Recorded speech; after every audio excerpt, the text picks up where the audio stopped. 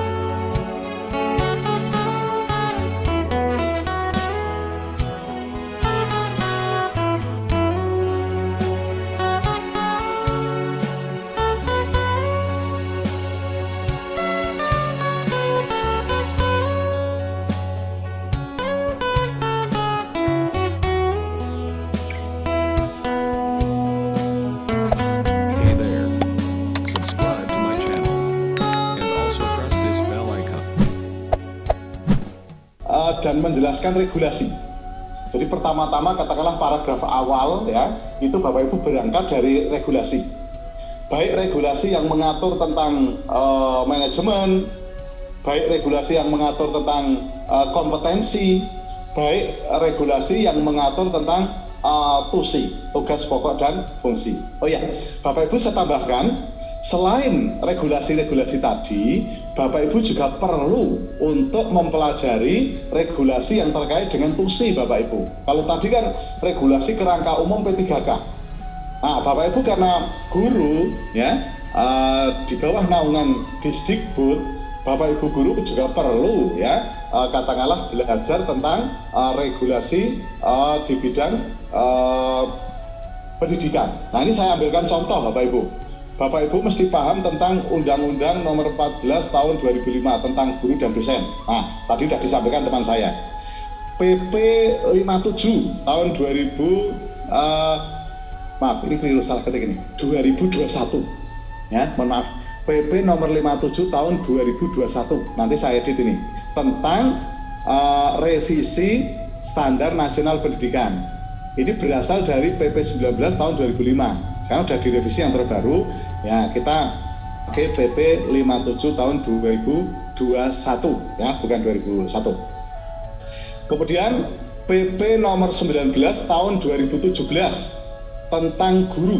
Ini juga sudah revisi dari sebelumnya PP 74 ya, 2008. Kemudian Permendikbud nomor 15 tahun 2018 tentang beban kerja guru. Nah, termasuk Bapak Ibu ini menghadapi IKM, implementasi kurikulum merdeka, ada regulasi-regulasi terbaru terkait dengan implementasi kurikulum merdeka. Ini juga sangat bagus untuk dikuasai agar Bapak Ibu nanti dalam menyusun laporan itu tidak mengalami kesulitan. Nah, saya back lagi ya, back ke awal ya. Nah, ini yang ada dalam latar belakang itu tadi Bapak Ibu bisa mengutip dan menjelaskan regulasi yang terkait dengan kegiatan orientasi ini secara umum. Kemudian dijabarkan lagi nanti sampai ke TUSI ya, tentang uraian pentingnya dilakukan orientasi ya bagi P3K, manfaat yang diperoleh setelah mengikuti orientasi. Nah, termasuk boleh ditambahkan Bapak Ibu menyangkut regulasi-regulasi yang terkait dengan tugas dan fungsi Bapak Ibu sebagai guru, seperti yang tadi sudah disampaikan oleh teman saya tadi, Bapak Eko Iman dan Ibu Ismundari ya, tadi sudah menyampaikan panjang lebar tentang kompetensi dan juga tugas pokok guru. Oke. Kemudian yang B, maksud dan tujuan. Apa isinya? Isinya adalah ya tujuan besar. Kalau maksud itu adalah tujuan besar atau grand design, perlunya dilakukan orientasi nilai dan etika bagi P3K. Ini mesti melihat ke regulasi P3K yang saya sebutkan di depan. Kemudian berisi deskripsi tujuan jangka menengah dan jangka panjang. Boleh ditambahkan tujuan jangka pendek, tujuan jangka pendek, tujuan jangka menengah, tujuan jangka panjang.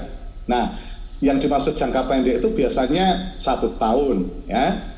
Kemudian kalau menengah 4 tahun, kalau panjang itu 8 sampai 10 tahun, ya. Tapi yang paling operasional biasanya tujuan jangka pendek, itu lebih operasional, ya.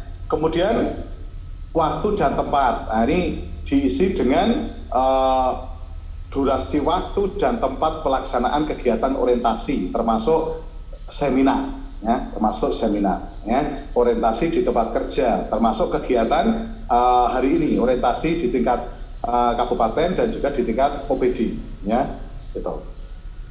Kemudian bab 2, nilai dan etika pemerintah Kabupaten Magelang, ya, ini visi misi. Nah, silakan nanti kalau visi misi ya dikutip saja, ya, dikutip. Tapi saya pesan ya, tata tulisnya nanti diperhatikan. Jadi penyajian, teknik penyajian, gaya penulisan, ini saya mohon betul-betul diperhatikan sesuai dengan kaidah-kaidah ilmiah, yaitu kaidah menyusun laporan. Ya, ini tinggal apa? Tinggal di bahasanya ya seperti di copy paste lah, karena visi misi pemerintah Kabupaten Magelang itu sudah pasti gitu ya. Bapak Ibu tidak boleh nambah-nambah sendiri, nggak boleh. Termasuk SOTK ya di Kabupaten Magelang. Nah, itu sebagai gambaran umum ya, sesuai dengan apa yang sudah disampaikan. Sehingga materi-materi yang sudah disampaikan Bapak Ibu harus harus mengakses ya. Mungkin dari panitia mungkin nge-share ya di link ya, itu nanti bisa di-download sehingga Bapak Ibu bisa menguasai materi-materi itu. Selain apa yang sudah Bapak Ibu catat, Bapak Ibu dengar, Bapak Ibu amati gitu. Kemudian bab 3, nilai dan etika OPD. Nah, ini sudah mengerucut di cakupan Disdikbud kalau OPD itu. Kalau tadi itu masih di tataran pemerintah Kabupaten Magelang. Ini sudah tadi ya, bab 2. Ini sifatnya adalah seperti mengulang ya, seperti copy paste ya dari materi sebelumnya itu. Lingkupnya adalah pemerintah Kabupaten Magelang. Kalau bab 3 ini sudah lingkupnya ke OPD. OPD itu organisasi pemerintahan daerah, itu yaitu Disdikbud Kabupaten Magelang. Nah, renstranya apa ya? Tadi sudah disampaikan. Kemudian SOTK OPD-nya seperti apa, ini nanti bisa ditulis kembali ya. Karena bab 1, bab 2 ya, bab 3 ini sifatnya adalah mereview. Mereview itu ya seperti mengulang apa yang sudah diterima, tapi dengan sistematika, dengan tampilan yang sudah dikemas sedemikian rupa sehingga nanti mudah dipahami ya. Ya, nanti ada paragraf yang diceritakan dengan kalimat Bapak Ibu. Ada yang mengutip dari regulasi. Jadi jangan sampai semua kutipan, semua, sehingga kalimatnya tidak runtuh Bapak Ibu. Kan dalam mengembangkan paragraf perlu memadukan ide, perlu mematuhi prinsip kesinambungan atau koherensi, ya, keterpaduan antar paragraf, antar kalimat. Nah, itu mesti perlu diperhatikan ya, itu. Baik, sekarang melangkah ke bab 4 ya, ke bab 4. Ya. Nah, ini agak pokok Bapak Ibu ya. Ini agak pokok. Kalau tadi bahasa saya adalah sifatnya mereview kembali dari materi-materi yang sudah diperoleh sejak hari pertama sampai dengan hari ketiga ini. Kalau bab 4 ini Bapak Ibu sudah berpikir sudah merumuskan sendiri. Nah, inilah yang mungkin nanti juga butuh diskusi, butuh kolaborasi ya dengan teman-teman sesama P3K, itu boleh. Bab 4 itu berisi rencana kerja P3K dan ini merupakan inti dari laporan, ya, dari laporan. Kalau yang awal tuh bahasa saya pijakan regulasi, kemudian mereview materi, ya kan? Nah, tapi kalau bab yang ini, bab yang keempat ini adalah Bapak Ibu berpikir sendiri, ya, merumuskan sendiri tentang katakanlah isi rencana kerja. Maka saya sebut di sini inti, ya. Kemudian yang kedua, bagian bab 4 ini berisi uraian tentang rencana kerja baik jangka pendek. Nah ini saya mohon izin kepada semua yang terkait, saya menambahkan menurut ya referensi yang saya peroleh dan pengalaman yang saya alami. Kebetulan saya menjadi kepala sekolah yang berkecimpung di satuan pendidikan itu kurang lebih sekitar 16 tahun ya. Jadi saya agak hafal ya tentang terkait dengan program-program yang di sekolah. Jangka pendek namanya program tahunan, jangka menengah namanya RKJM. Kalau jangka panjang ini jarang disusun, kita hanya sampai 4 tahunan ya, karena setiap 4 tahun nanti direvisi begitu. Nah kemudian tadi sudah berdasarkan materi orientasi dan juga bimbingan dari mentor ya, peserta dapat menentukan bahan penyusunan rencana kerja yang berfokus pada jenis kompetensi guru, ya, pedagogik profesional, sosial dan kepribadian, dan juga tugas pokok dan fungsi guru. Jadi saya memberikan semacam gambaran, masukan begitu, gambaran ya, untuk bahan penyusunan laporan itu fokusnya pada 2, yaitu pengembangan kompetensi guru dan pengembangan tugas pokok fungsi, yaitu yang MM tadi, merencanakan, melaksanakan, menilai atau mengevaluasi, kemudian menganalisis hasil evaluasi dan melaksanakan tindak lanjut. 5M ya, 5M ya. Kalau mau ditambah tugas tambahan juga boleh, melaksanakan tugas tambahan sesuai dengan fungsi satuan pendidikan. Tapi fokusnya itu pada 2, yaitu kompetensi dan tugas pokok guru. Bapak Ibu yang sangat saya hormati, pemilihan kompetensi ya dan juga tadi terkait dengan tugas pokok itu sangat disesuaikan dengan kebutuhan. Kebutuhan siapa? Kebutuhan guru dalam rangka meningkatkan kualitas pembelajaran yang ujungnya adalah meningkatkan layanan kepada peserta didik. Kalau istilah kurikulum merdeka sekarang itu adalah pembelajaran yang berfokus pada murid. Ya, basa Jawane apa-apa sing dilakoni guru iki ora dipek guru, ning nggo murid. Nah, mohon maaf ini dengan bahasa Jawa. Semua yang dilakukan guru ya, mengikuti pelatihan sampai Bapak Ibu hari ini mengikuti orientasi, nanti melakukan publikasi ilmiah, melakukan pengembangan diri, ya, melakukan karya inovatif, ya, menyusun buku, menyusun diktat, menyusun buku pedoman guru. Ini bukan untuk, mohon maaf ya, kalau di kemarin yang di PNS itu untuk naik pangkat, ya, tapi untuk murid. Nah, ketika guru minter ke murid ya bahasanya, guru itu meningkatkan kompetensi murid, maka layak untuk mendapat penghargaan yaitu kenaikan pangkat. Nah itu pada hakikatnya seperti itu, bukan guru mengejar naik pangkat tapi mengajarnya ditinggal. Nah misalnya itu tidak seperti itu polanya ya. Ini saya tekankan, kebetulan mohon maaf saya juga tim PAK itu cukup lama ya, 11 tahun Bu. Nah ini tidak boleh, kalau kejadiannya seperti itu nanti Bapak Ibu akan melakukan sesuatu yang tidak jujur ya. Jadi apiknya asli, perlu, ilmiah, konsisten. Asli loh, pertama itu asli, jujur. Nah, maka semua yang dilakukan guru adalah dengan penuh kejujuran dalam rangka untuk meningkatkan kompetensi peserta didik. Ya, seperti itu. Nah, jadi pemilihan topik itu yang berdampak pada layanan pendidikan kepada murid, kepada masyarakat.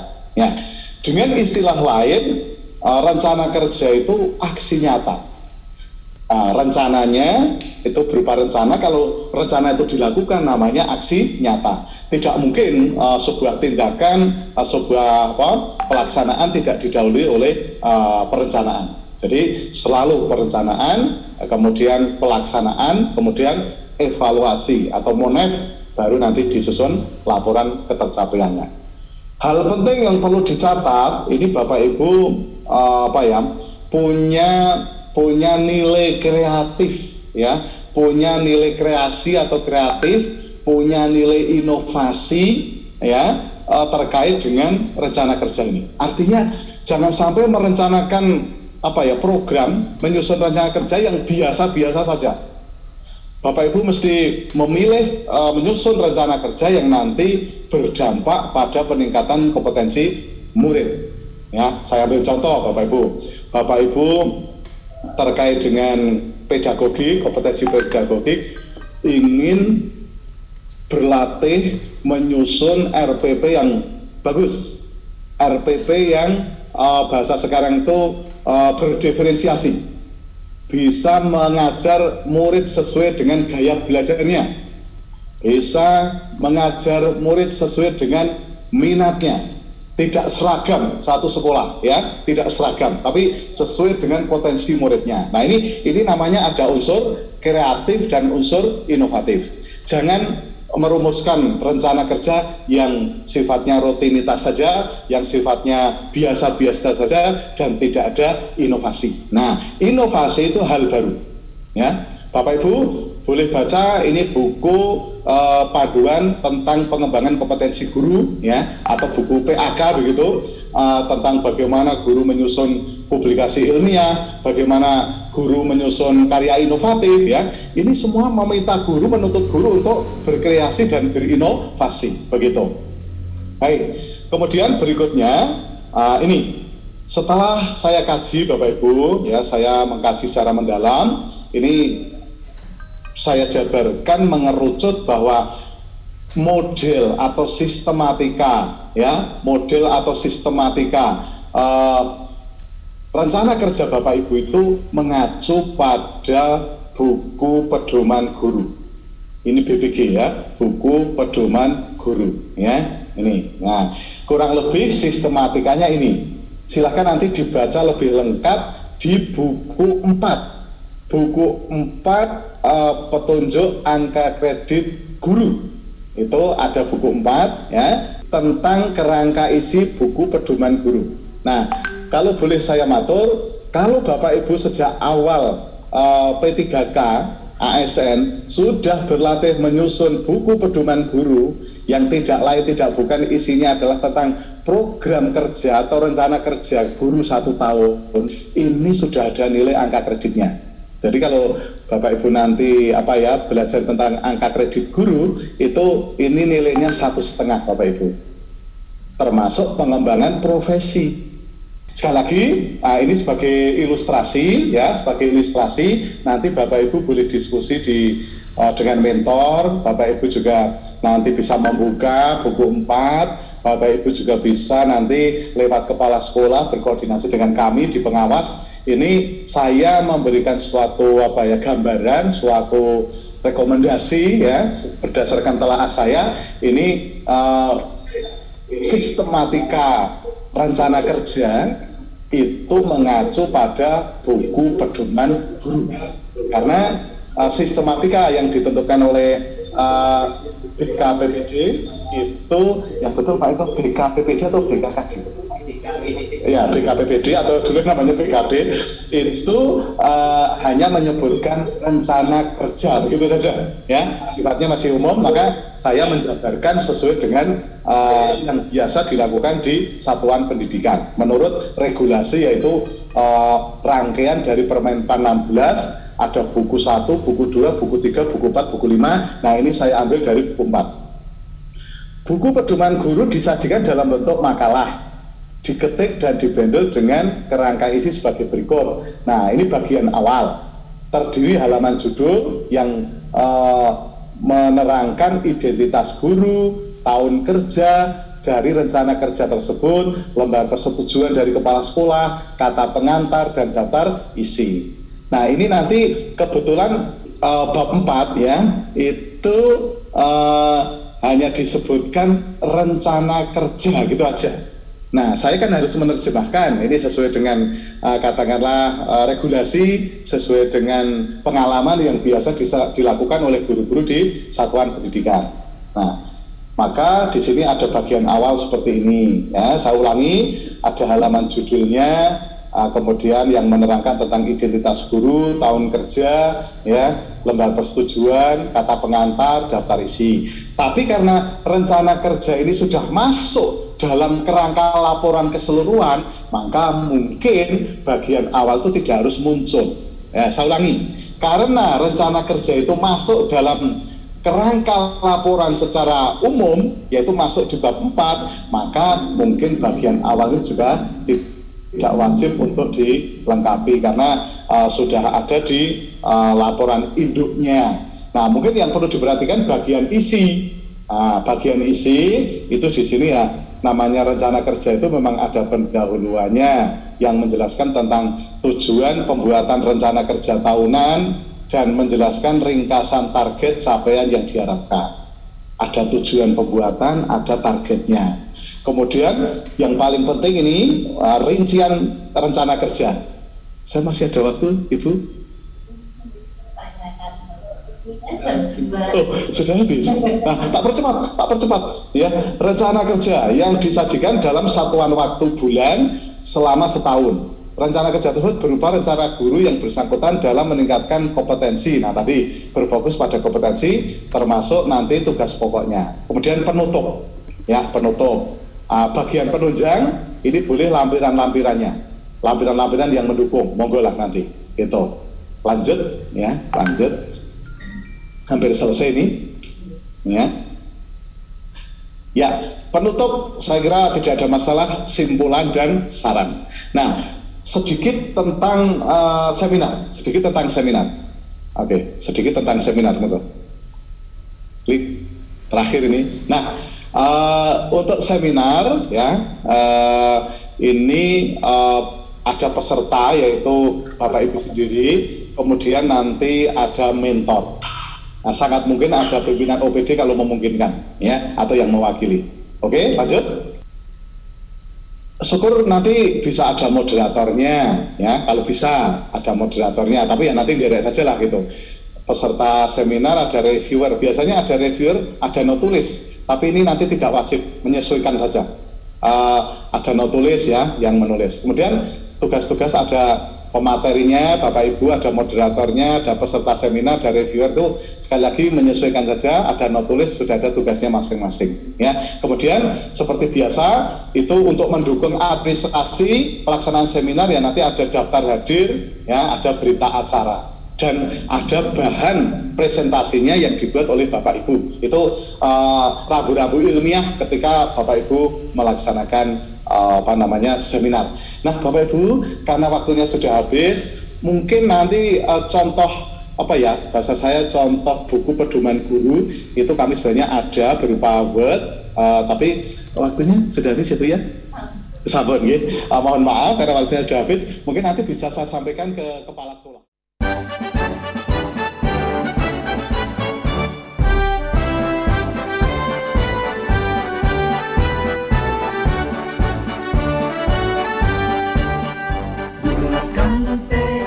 Kuatkan hati, negeri ini memanggilmu kawan. Belajar bergerak berbagi untuk negeri, guru penggerak majukan pendidikan.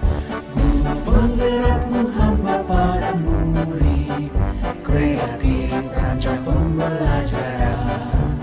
Hargai potensi, tingkatkan prestasi, lahirkan profil pelajar Pancasila.